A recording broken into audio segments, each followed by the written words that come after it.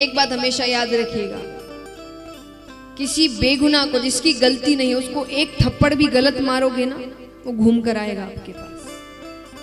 मैं आपको बहुत अच्छी कहानी सुनाती हूँ। एक बार एक व्यक्ति ऑफिस में था, तो ऑफिस में जो उसके ऊपर बॉस है, मैनेजर है, उसका अपनी पत्नी से कोई झगड़ा हुआ होगा फोन पे। अब उसको आ रहा है गुस्सा,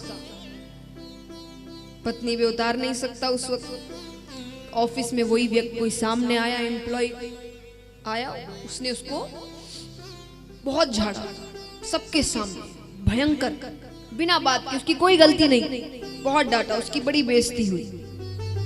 अब वो बॉस को कुछ नहीं कह सकता, बॉस को कुछ नहीं कह सकता, तो वो घर पहुंचा। घर पहुंच के उसने पत्नी को बहुत डांटा, बिना मतलब के बहुत चिल्लाने लगा। अब पत्नी को क्रोध आ रहा है, वो पति पे नहीं उतार सकती, बगल में बड़ा बेटा था, उसने ऐसी बातों में खींच के एक थप्पड़ मार दिया उसको। अब बड़े बेटे को गुस्सा आ रहा है, वो किस पे उतारे? छोटा बच्चा खेल रहा था नीचे, उसका छोटा भाई, उसने खेल खेल में उसको एक थप्पड़ मार दिया। अब वो बच्चा ना तो पिता पे गुस्सा उतार सकता है, ना माता पे, ना बड़े भाई पे। वो घर से बाहर निकलता है, सामने एक कुत्ता जा रहा था, उसने उसको एक लात मार दी। लात मारने के कारण वो कुत्ता दौड़ते दौड़ते मेन रास्ते पर जाता है, सामने से एक व्यक्ति जा रहा था, उसने व्यक्ति को जाकर काट लिया। वो व्यक्ति वही था जिसने अपने एम्प्लॉय पर चिल्लाया। यानी कोई भी हरकत आप गलत करते हैं, यानी किसी ऐसे पर करते हैं जो बेगुनाह है, वो घूमकर आपके पास एक गलत थप्पड़ भी मारा हुआ, आपको उसका भी परिणाम चुकाना पड़ता है। भगवान ये बताना चाहते हैं कि वहां का सिस्टम इतना तेज है, एक गलत थप्पड़ भी आपको उसका परिणाम भी चुकाना पड़ेगा। तो इसीलिए अब यहाँ पर भौजाई का मूड खराब है थोड़ा सा, तो किसी पर तो गुस्सा उतारे। नरसी जी सामने से गए थे, नरसी जी को देखते, नरसी काम काज कुछ करना नहीं, घर में फोकट की रोटियां तोड़ना, जाओ जंगल में जाके लकड़ियां लेकर आओ। नरसी जी कहते ठीक है भौजाई जी, जाऊं। नरसी जी गए जंगल में, लकड़ियां काटी, डोरी से बांधी लकड़ियां। अब वो घर आते वक्त रास्ते में कहीं पर कीर्तन हो रहा था। बस महाराज नरसी जी तो कीर्तन में बैठ गया, और क्या बैठा, रम गया। अब वो कीर्तन चलता ही जाए, चलता ही जाए। कीर्तन होते होते वहीं पर शाम हो गई, और शाम की रसोई के लिए ही भौजाई ने लकड़ियां मंगवाई थी। वहीं बैठे बैठे शाम हो गई। अब नरसी जी कहते हैं कि अब घर जाऊं और वो भौजाई लड़े, उनको तो मौका ही चाहिए, हमसू लड़। पर नरसी जी ने कहा कि चुपचाप जाएंगे, लकड़ियां रखकर गौशाला में जाकर बैठ जाएंगे। कि मैं तो कब का आ गया, आपने ध्यान नहीं दिया, मुझे तो बड़ा समय हो गया है आए हुए। पर कभी कभी जोग ही ऐसे होते हैं। नरसी जी गए घर में, और डोरी से बंधी हुई लकड़ियां रखी। उस समय ऐसा जोग हुआ कि वो डोरी टूटी, सारी लकड़ियां नीचे गिरी। भौजाई बगल में ही थी, उसको थोड़ी आवाज, भौजाई कहती है लगता आ गया, बताओ। भौजाई कहती है आ गया। नरसी जी चुपचाप खड़े। ये टाइम है, तुम्हारे भरोसे बैठो, घर में रोटियां ही नहीं बने, सब घर वाला भूखा मरे। शाम की रसोई वास्ते लकड़ियां मंगाई थी, अब क्या मैं बढ़ू? बढ़ू माने जलना। लकड़ियां जलाकर पहले रसोई बनती थी ना, तो उसने कहा कि शाम की रसोई के लिए तो मैंने लकड़ियां मंगाई थी, अब समय पार हो गया, तो अब क्या मैं जलूं? नरसी जी मन में कहते, भौजाई जी आपके मन में है तो मैं ना क्यों दूं। भौजाई ने कहा, क्या कहा? नहीं कुछ नहीं भौजाई जी, गलती हुई। भौजाई ने कहा, इतनी देर क्यों लगी? नरसी जी कहते, भौजाई जी वो रास्ता में कहीं पर कीर्तन हो रहा था, तो मैं कीर्तन में बैठ गया। कीर्तन में बैठ गया, रोटियां नहीं जिमाई कीर्तन वाला ने, जींजा बजाने जब उठे रोटियां गीटने उठे, निकल जा मेरे घर से, कुछ नहीं है। नरसिंह जी हाथ जोड़कर माफी मांग रहे हैं, माफ कर दो भोजाई जी, गलती होगी, अब नहीं करूं। भोजाई तो फन फन करती गई अपने कमरा में। नरसिंह जी गौशाला में जाकर बैठ गए। अब शाम का समय, खाने का समय होता है। शाम तो पारवरात्रि का भोजन अब लेकर आती है। देखिए उस समय के समय ऐसा ना आप सोचे कि पत्नी क्यों नहीं लेकर आ रही, भोजाई क्यों लेकर आ रही है। पहले वो जो बड़े होते थे उनका ही हक होता था रसोई पर, वही भोजन बनाती है, वही लेकर आए। तो वो भोजन लेकर आई, लाकर रख दी, ये ले खा ले। अब रोटी ऐसी चिड़ी कि तोड़ो तो टूटे नहीं, मोड़ो तो मुड़े नहीं। पानी में ही रखो तो 2 घंटा लगे भीजने में।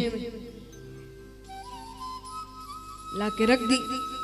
नरसिंह जी देख रहे हैं। नरसिंह जी कहते हैं भोजाई जी रोटी थोड़ी ठंडी है, थोड़ी ऊनी ला दे। ऊनी माने गरम, थोड़ी ठंडी है, थोड़ी ऊनी ला दे। अब महाराज नरसिंह जी तो धीरे धीरे बोलिया, रोटी ऊनी मिली ना मिली, भोजाई पर ही ऊनी हुई। भावे ऊनी रोटियां, मेरा धनी इतना काम करके आए, मैं उसको ही नहीं गालू ऊनी रोटियां, ताने गालू, बड़ा न्याल करवाने। इतने में बड़ा भाई आता है काम से। वो घर आते ही चिल्ला चिल्ली हो रही है। वो कहे किस बात का झगड़ा है, क्यों लड़ाई हो रही है। भोजाई कहते पूछो अपने भाई से, काम काज कुछ करना नहीं, रोटियां के टाइम बराबर आके बैठ जावे और रोटियां पुरसो। तो बोले रोटी ऐसी नहीं चाहिए, रोटी वैसी नहीं चाहिए। मैं करूं क्या, मेरे पिताजी ने मुझे रसोई संभालने के लिए भेजा यहाँ पर। बड़े भाई ने कहा नरसिंह क्या बात है। अब वो कमाते हैं, वही सब कुछ करते हैं। नरसिंह जी शांत बैठते, ज्यादा बोलते नहीं। तो बड़े भाई ने बड़े रोक, क्या बात है। नरसिंह जी ने कहा भाई साहब मैंने तो इतना ही कहा कि रोटी थोड़ी ठंडी है, थोड़ी सी गरम ला दो। इतने में तो भोजाई जी को बड़ा गुस्सा आ गया। अब देखिए आज तक ऐसा हुआ नहीं था कि नरसिंह जी सच बता दे। वो चुप रहते थे, जो डांट दिया तो डांट दिया, कुछ कह दिया तो भोजाई को लगा कि आज भी वो कुछ नहीं कहने वाला। पर आज नरसिंह जी ने सच बता दिया। भोजाई ने कहा ये तो मेरे विपरीत बोल रहा है। भोजाई कहती हाँ हाँ मैं तो हुई ऐसी, मैं ही गलत हूं, मुझे घर में रखते क्यों, निकाल दो। नहीं निकालो तो मैं खुद जाऊं। अब जाओ नहीं जाओ, एक बार धमाका तो कर दिया। अब बेचारा बड़ा भाई संकट में आ गया। एक तरफ छोटा भाई, दूसरी तरफ घर की लुगाई, फंस गयो लाई।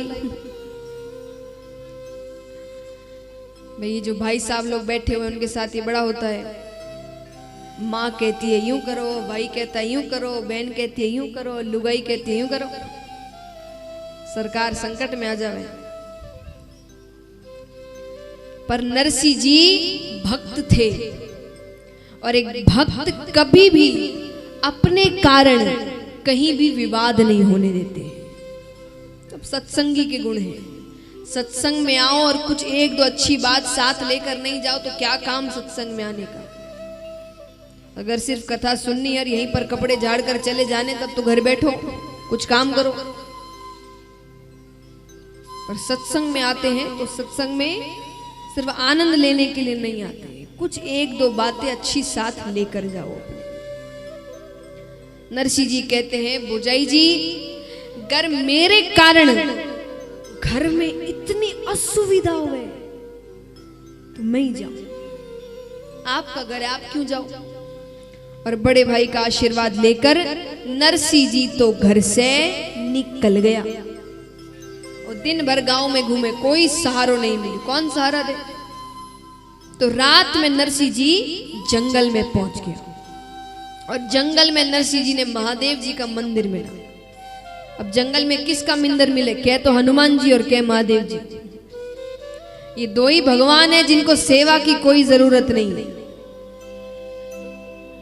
एक बार एक भाई ने पूछा कि महाराज ये बड़े बड़े जो ट्रस्टी लोग होते हैं ये महादेव जी का मंदिर क्यों बनाते हैं?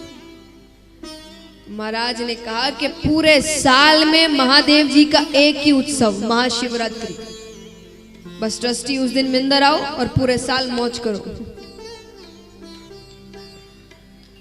अब ठाकुर जी के तो कितने उत्सव, जन्माष्टमी, राधाष्टमी, झूलन उत्सव, फागण, अन्नकूट ने गीता ट्रस्टी लाइफ वो कभी घर संभाले कि मंदिर संभाले, हर कुछ दिन में कुछ ना कुछ होता है।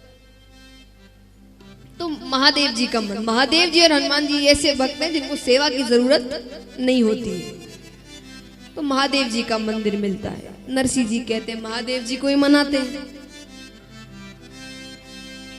और 7 दिन तक बिना कुछ खाए पिए नरसिंह जी महादेव जी को मना रहे हैं, महादेव जी की पूजा कर रहे हैं।